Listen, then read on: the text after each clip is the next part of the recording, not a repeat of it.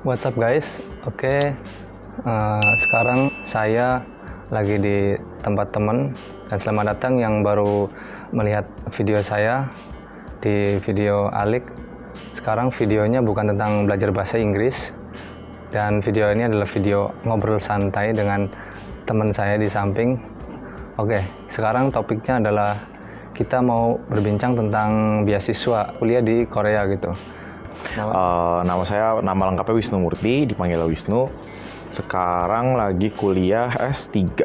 Sekarang ada di mana mas ini tempat kuliahnya? Ya sekarang kita lagi ada kebetulan ini di lab saya di universitas namanya Soutech, atau kepanjangan tuh Seoul National University of Science and Technology. Udah berapa tahunan mas? S3-nya udah 2 tahun, ya udah 2 tahun, masih 2 tahun lagi berarti. Banyak kah teman Indonesianya di sini? Kebetulan di kampus kita teman Indonesia sekarang total sama saya tuh ada sekitar 23 orang. 23 ya? Itu sekampus? Sekampus saya, iya sekampus saya doang. Bisa diceritain gitu tentang beasiswa dari awal sebelum injak ke S3? Kayak dari Indonesianya daerah mana dulu mas? Saya asal daerah Jakarta, orang Betawi nih sebenarnya. Jadi saya orang Betawi, terus kuliahnya waktu itu S1-nya di ITB. Oh di ITB, sama kayak Mas Isvan? Betul. Betul ya? Isvan itu sebenarnya adik kelas saya. Oh adik kelas? Iya. Jadi dari ITB lulus 4 tahun, S1 lulus tahun 2015. Terus 2016-nya itu saya kesini beasiswa buat S2. Awalnya di kampus ini?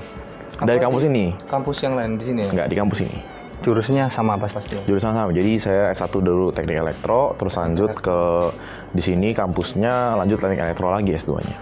Teknik elektro sama nggak sih sama Mas Iwan? Ah benar, sama Mas Iwan. Benar-benar sama Mas Iwan tuh sama juga. Benar-benar.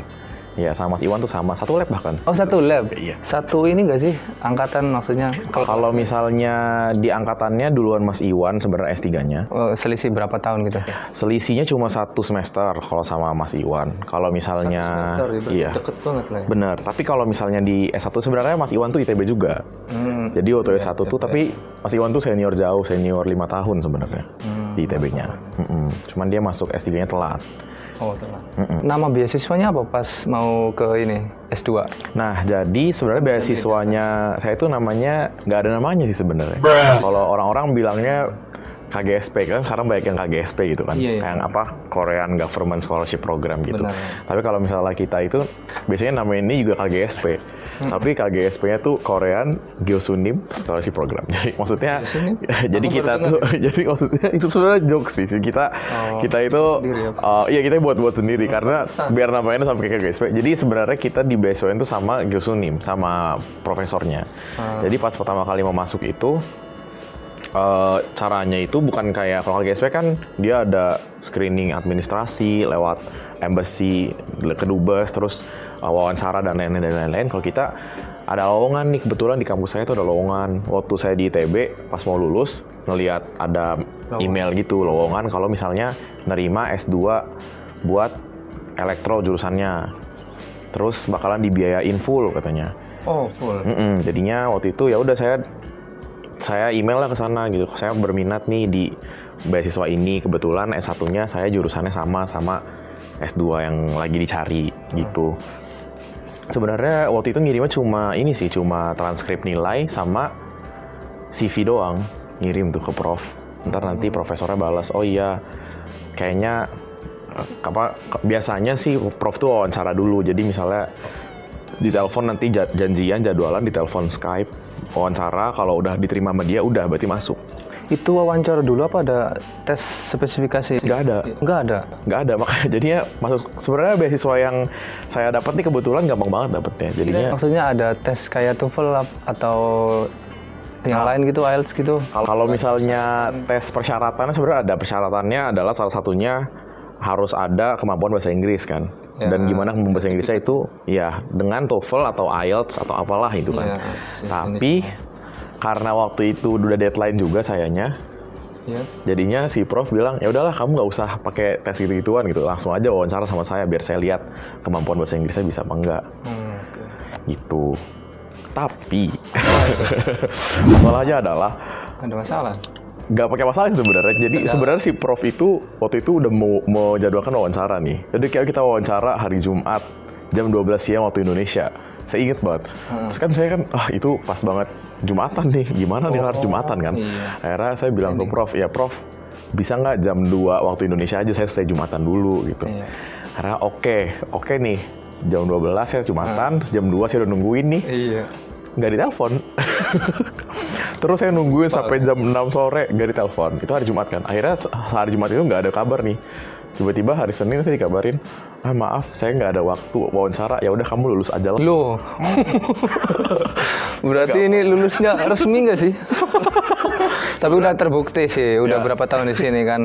Ya sebenarnya waktu pertama kali keterima sih nggak nyangka, maksudnya bukan nggak nyangka kayak ini scam nggak sih? Sebenarnya saya waktu dan nyata saya dikirim ke Korea udah pakai duit sendiri. Dibilang kan soalnya pesawatnya pakai duit sendiri waktu itu. Sendiri. Pesawatnya pakai duit sendiri tapi duit tinggalnya dibayarin. Takutnya saya udah nyampe sini nggak diurusin, nggak dibayarin apa segala macam. Ternyata iya ternyata bohong gitu kan.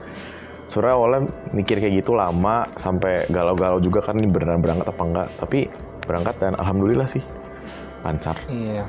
Itu beasiswanya disediain gitu sih sama kampus ITB waktu dulu di Indonesia? Apa maksudnya disediain itu kayak disediain buat yang mau lulus nih, ada nih lowongan beasiswa buat ke negara ini. Oh, nah, iya. nanti kita bisa ngajuin gitu yang anak-anak belum lulus gitu. Jadi dia tahu tujuan buat lanjut jenjang kuliah selanjutnya gitu maksudnya. Jadi kalau misalnya di ITB itu kebetulan kita ada yang namanya lembaga kemahasiswaan. Nah di situ itu yang adalah penyalur beasiswa antara beasiswa S1 sendiri atau beasiswa S2 dan ke jenjang selanjutnya. Jadi kalau misalnya kita ke lembaga kemahasiswaannya itu, misalnya kita bisa subscribe email kalau kita. Jadi kalau kita subscribe ke emailnya, semua email lowongan yang masuk, email S2, email S3, bahkan email buat beasiswa S1, itu bisa masuk kita. Jadi dulu waktu S1 pun saya dapat beasiswa soalnya dari situ. Dari situ ya? Itu masuknya KGSP apa beasiswa scholarship ini? Profesor? Ini jadinya scholarship profesor, nggak ada hubungannya sama KGSP ya. Iya. Tadi cuma bercanda doang. Jadi ini bukan KGSP ya, bukan scholarship KGSP, tapi scholarship profesor sama kayak Mas Iswan ya. Betul. Kalau yang Mbak Mutia yang teman selanjutnya itu apa namanya KGSP ya, Betul. dan menggunakan bahasa Korea ya, Betul. bukan ini profesor, beda lagi. Syaratnya juga beda. Terus waktu S2 di sini kan kampusnya sama, apa beda? Sama siapa nih? Waktu S2-nya Mas. Oh, waktu S2 ya, S2 sama S3 aku di sini, di lab ini juga, di kursi ini juga. Oh sama. Iya, udah 4 tahun. 4 tahun dari S2 ini. Dari S2. Jadi S2 2 tahun dari 2016 kan? 2016 tambah 2 2018 kan tuh. Berarti abis itu udah 2 tahun lagi 2020 sekarang. Pendek ya, S2-nya 2 tahun. S2-nya 2 tahun emang. S2 tuh emang pendek, S2 2 tahun, S3-nya panjang 4 tahun. Sama kayak Mbak Mutia. Betul. Kalau S2 di Indonesia itu berapa tahun? Sama. Mayoritasnya 2 tahun. S2 itu tapi biasanya untuk jurusannya. Ada kan 3 juga. Kalau misalnya jurusannya teknik itu rata-rata S2-nya 2 tahun. Tapi kalau misalnya kita males gitu misalnya, kita bikin papernya malas-malesan, research-nya malas-malesan, ya itu bisa jadi 3 tahun. Tapi rata-ratanya harusnya kalau tepat waktu adalah 2 tahun. Gitu. Cuman kalau misalnya jurusan lain, kayak misalnya ada bisnis gitu bisa lebih cepat 1,5 tahun gitu. Oh, bisnis itu. Ada dikhususin nggak sih kayak tes TOEFL gitu kalau yang belum punya gitu? Oh, sebenarnya kalau misalnya belum punya, saran saya kalau misalnya emang mau nyari beasiswa dan belum punya TOEFL, ada baiknya tes TOEFL. Tapi masalah tes TOEFL itu, satu mahal, dua ada jangka waktu ya betul. Iya. Jadi kalau misalnya udah jelas nih mau S2 dalam 2 tahun ke depan, ya udah berarti harus punya TOEFL. Tapi kalau misalnya masih belum tahu, masih belum nge-apply juga, itu nggak perlu sebenarnya. Dan kalau misalnya si kampusnya itu tidak mengharuskan TOEFL, sebenarnya sih nggak tes juga nggak apa-apa. Apa di sini nanti tes gitu? Kalau waktu aku sih karena waktu itu aku nggak pakai TOEFL, pas mau lulus ada tesnya. Jadi pas masuk tuh nggak pakai, tapi pas mau lulus. Yang dibuat profesor itu? Iya, jadi tesnya yang ngebuat itu kampus. Oh, kampus. Iya, tes bahasa Inggris untuk kelulusan tulisannya gitu. Jadi kita ambil itu. Kalau misal ke negara lain sih merujuk ke tesnya TOEFL apa? Yang kayak ke Eropa gitu? Kalau misalnya, yang pasti TOEFL itu udah paling basic ya. Jadi kalau misalnya mau ke Eropa, mau ke Amerika itu bisa sama TOEFL. Kalau misalnya ke Eropa, bisa kalau mau lebih khusus lagi itu ngambil tesnya adalah IELTS. Oh, ayo. Tapi Amerika itu biasanya nggak pakai IELTS. Masa sih? Iya, Amerika itu pakai TOEFL, dia nggak nerima IELTS. Aku kira IELTS juga bisa nerima. Biasanya IELTS itu dipakai buat, itu sih temen kebetulan temen ada yang kuliah ke Eropa ya. Jadi waktu ke Eropa itu dia khusus ngambil IELTS, kan nanyakan kenapa IELTS gitu. Karena kalau di Eropa IELTS tuh terkesan lebih bagus untuk diterima dibandingkan kalau TOEFL. Dan kalau TOEFL tuh lebih ke Amerika yang IBT itu. Bener gak sih kalau IELTS Australia juga bisa gitu? Bener. Australia juga IELTS. Tapi TOEFL nggak nerima ya Australia? TOEFL nerima kok. Kalau TOEFL sih setahu aku semuanya nerima. Jadi sebenarnya paling aman TOEFL sih. Ini berapa persen mas? Itu apa? Beasiswanya? Full apa? Beasiswanya sendiri. Jadi sebenarnya dari kampus itu. Jadi sistem beasiswa kita adalah dari kampus 75%, biaya kampus ya. Untuk biaya kampus itu 75% dari kampus, 25%-nya adalah disuplai sama profesor. Wow, berarti? Jadi, ya saya free. Terus biaya hidup itu digaji dalam tanda kutip sama prof. Iya. Karena lab juga kan? Karena lab juga betul, karena kita nge-lab tiap hari kayak jam kerja, jadi kita digaji sama dia. Iya. Karena kita bantuin dia kan gitu. Ya kalau gajinya sih beda lah sama gaji masnya, tapi alhamdulillah bisa hidup. Cukup lah. Tapi kan beda ininya, apa jenjang studinya. Ada tujuan masing-masing. Kalau di lab juga ya kayak tutor aku juga kan sampai bisa kerja di sini sama namanya Mas Riza itu kan selesai S3. Bener. Dia dikontrak 2 tahun kan buat kerja di perusahaan Korea. Bener-bener masih. Dan gajinya kadang melebihin kita katanya. Dia cerita juga. Jadi nggak ada yang nggak mungkin. Ya. Kan lulus tuh S3-nya, terus dia dikontrak 2 tahun pertama buat kayak nge-lab juga sih, tapi nggak tahu katanya dikontrak kerja. Iya, Mas Riza itu kerjanya setahu saya jadi researcher juga, jadi sebenarnya kayak nge-lab juga sih sebenarnya. Cuman beda tempatnya, bukan di kampus tapi di perusahaan. Bisa gitu ya. Ini sama nggak kayak sama LPDP Fulbright? Itu kan sama juga apa namanya full tanpa ongkos.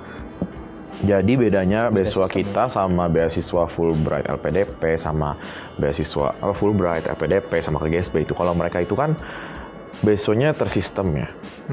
Maksudnya udah ada satu sistem, terus dia ngambil orang, nanti orang itu dibiayain sama mereka gitu. Nah kalau dari mereka itu, mereka enaknya tuh mereka fullnya totally full, as in full biaya kuliah, full biaya hidup, sama ada biaya gono gini lah dalam tanda kutip, maksudnya ngeprint terus apa segala itu dibayarin tuh.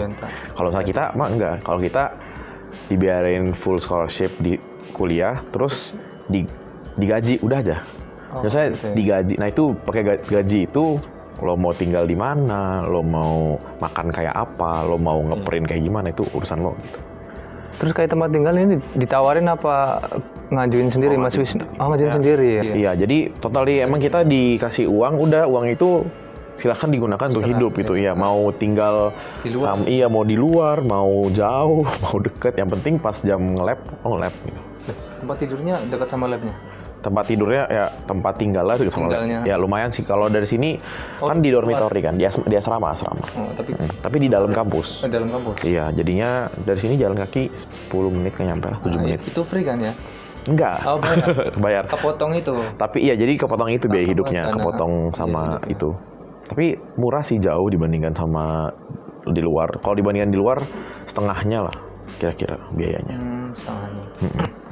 Kalau untuk total awal gitu, kayak baru ngelampirin beasiswa ke profesor sama biaya-biaya kebutuhan buat bisa dapat beasiswa, itu berapa sih ongkosnya? Kayak mau terbang, beli tiket segala macam, paspor juga kan butuh dana itu. Kalau misalnya buat kita ya kebetulan dana yang harus disiapin pertama kali datang, soalnya kan pertama kali datang itu gajinya itu belum lancar sebenarnya. Jadi kan belum punya ARC, belum bisa dapet bank kan. Jadi belum bisa dikasih duit gitu loh. Jadi dikasih uangnya itu sebenarnya setelah kita 2 bulan di sini. Jadi paling enggak kita harus siapin duit buat terbang, duit buat bikin paspor, duit buat tinggal. Kebetulan kalau di Korea ya, kalau mau aman sih sampai 2 bulan. Sampai 2 bulan itu 2 juta won. 25 juta rupiah ya. Itu uang pribadi ya yang harus kita bawa 2 bulan hidup di. Benar. Jadi dari sana udah bawa 20 juta itu buat paspor, ngurusin semua visa-visaan, udah ngurusin pesawat sama sini kan beli perabotan kan, kayak beli Perabotan? maksudnya kan tinggal di dormi, tapi kan di dormi cuma ada kasur sama meja tuh kosong kan, tapi kan nggak ada apa-apanya. Mes lah ya. Benar. Buat 2 bulan segitu sih 2 juta. Abis itu udah, tapi nanti 2 jutanya bakalan dapat lagi dari biaya hidup karena dikembalikan. karena si gajinya kan harus kita dapat nih, tapi nggak dapat kan. Jadi pas gaji bulan ketiga kita dikasih gaji 3 kali langsung. Bulan pertama, bulan kedua, bulan ketiga. 3 gaji dapat tuh. Jadi 2 juta kemarin ketutup. Bisa balikin lagi duitnya. Gitu. Jadi nggak ini lah ya. Jadi iya, jadi nggak hilang. Kalau minjem pun dia soalnya bakalan balik duitnya. Gitu sih sebenarnya. Gitu ya. Sempet cuti nggak Mas? Cuti sih sebenarnya kalau kita dapatnya 1 tahun tuh cutinya 2 minggu. 2 minggu 1 tahun. Jadi 2 minggu dikit banget ya. Kalau untuk bolak-balik gitu. Makanya jadinya Ongkosnya kan sendiri kan? Apa dikasih? Iya, ongkos sendiri. Kalau mau pulang ya ongkos sendiri. Makanya jadi kalau misalnya setahun ya udah mau pulang ke Indo ya itu 2 minggu itu dipakai semua sekali pakai 2 minggu, sudah nanti balik lagi. Udah aja nggak bisa kemana-mana lagi. Oh iya, aku juga penasaran kayak kalau ada seorang yang kuliah di luar negeri termasuk Korea ya, kan aku dengar juga ada yang bawa keluarga gitu. Itu gimana prosesnya? Maksudnya bisa ke semua jenis beasiswa apa hanya beasiswa tertentu yang bisa bawa istrinya atau suaminya atau bahkan orang tuanya gitu? Kalau orang tua sih nggak tahu ya. Kalau misalnya istri sama anak gitu misalnya, itu bisa bawa itu sebenarnya semua jenis beasiswa karena sebenarnya itu bukan tergantung beasiswa tapi tergantung visanya kan. Jadi dengan visa mahasiswa itu visa D2 itu kita bisa ngundang orang sebenarnya untuk tinggal bareng kita. Kita visa D2. Itu buat mahasiswa kalau di Korea ya. Itu visa D2. Nah dengan visa D2 itu kita bisa ngundang orang jadi visanya yang visa ngikut keluarga itu loh, F berapa kalau nggak salah. Jadi ada visa buat istri atau visa buat suami atau visa buat anak, itu ada visanya yang mengikuti orang yang lagi kuliah, itu ada. Jadi kalau dari beasiswa sendiri sih nggak melarang, cuman ya kalau duitnya kurang ya derita Anda sendiri. Oh berarti gitu. Uangnya uang sendiri gitu? Iya, jadi untuk datenginnya uang sendiri, buat ngidupinnya juga uang sendiri, visanya juga buat uang sendiri. Maksudnya visanya? Oh visanya nggak, visanya jadi F berapa gitu nggak salah, ada visa yang itu visa turis bukan sih? Bukan. Visa F10 atau apa gitu, visa yang ikut. Aku lupa sih namanya. Yang penting ada visa buat orang-orang yang merupakan keluarga dari si orang yang punya visa ya mahasiswa itu. Benar, mahasiswa D2 itu. Tapi tetap itu ongkosnya ongkos kita sendiri gitu ya. Jadi ya tolong dipikir-pikir. Termasuk ongkos bikin visa, paspor gitu sendiri. Paspor, pesawat. Berarti kita nebeng di visanya orang mahasiswa itu? Benar. Kirain gratis gitu. Aku dengarnya gratis loh. Oh ya. Kalau yang kuliahnya gratis berarti mungkin gratis maksudnya gratis bisa ke situ ongkos sendiri lah ya. Maksudnya bukan gratis dalam artian gratis bebas dalam ini syarat-syarat tertentu gitu ya. Ya kan pesawat itu kan masa dibayarin sama prof saya mau manggil istri terus bayarin prof nggak mungkin. Kalau besok kan ngebeasiswain si orang ini, kalau misalnya sampai ngebeasiswain keluarganya juga mah itu udah benar. Oke, makasih nih ngobrol-ngobrolnya tentang beasiswa. Mungkin barangkali ada teman-teman yang belum mengerti beasiswa apa yang mau kita ambil untuk kuliah di Korea. Kayak ada macam-macam ya Mas. Kayak yang beasiswa scholarship ini, profesor, KGSP, mungkin LPDP ada nggak sih di sini? Ada juga ya? Di kampus ini nggak ada kebetulan, cuman di kampus lain ada LPDP. Berarti ini khusus profesor apa KGSP juga ada? Sebenarnya LPDP dulu ada di kampus ini, cuman kebetulan tahun ini lagi nggak ada. Jadi udah lulus yang LPDP dan belum ada yang masuk lagi. Oh gitu. KGSP adanya paling. Berarti kebanyakan ini apa? Profesor ya di sini? Benar. Oh ya, satu lagi itu nama kuliahnya apa? Kampusnya aku lupa. Nama universitasnya Universitas Soltek. Nama panjangnya adalah Seoul National University of Science and Technology. Oke, nanti aku carikan namanya. Barangkali mau kuliah di kampus ini juga sama Mas Wisnu, ketemu ngobrol.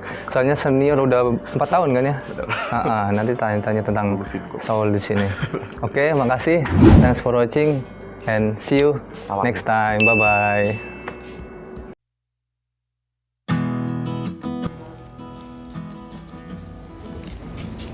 Mana Mas? Itu di Rehol. Ini apa? Fakultas apa? Fakultas Elektro dan Informatika. Oh, luas ya. lantai. Kalau sebelahnya sih? Nah ini apa? ini sipil. Sipil. Nih, kan ada beton-beton gitu kan. Ini bekas mereka bikin beton. Iya. Ini bikin mereka sendiri. Iya, ini juga mereka sendiri betonnya. Terus yang ini itu fakultas arsitektur. Arsitektur yang kuning ini. Yang kuning ini. Gedungnya Yang tinggi banget yang baru itu gedungnya fakultas elektro lagi yang baru, kan yang lama yang baru. Ini gedung lama banget nih, gedung dari zaman penjajahan Belanda, Jepang ke Belanda. Belanda sama kita ya? Jepang. Ya ini gedung zaman penjajahan Jepang kayak gini. Nah, udah sampai begitu.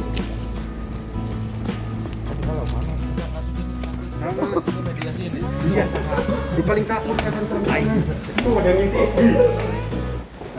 Di Terawang ya tempatnya. Masa ada setan? Enggak, orang Indo konten kayak gitu. Bukan dibilangin. Ini udah mau dibenerin, tapi gedungnya udah bener. Ini gedung yang lama di kampus ini. Dari 1908 kalau nggak salah ya. 10 itu tulisannya. Apa 10? 10 ya? Ya 10. Aku belum tahu, Pak. Jadi udah 100. Belanda udah datang ke Indonesia udah ya. 110 tahun. Itu bangunannya udah 100 tahun lebih. Gitu. Tapi di renov. Sekarang lagi di renov ya. Kita sendiri kayaknya. Iya, yang lain. Ini labnya Mas Wisnu. Mas Wisnu sebelah mana labnya? Di sini duduk kursinya. Oh, di sini kursi labnya. Iya. Saya kasih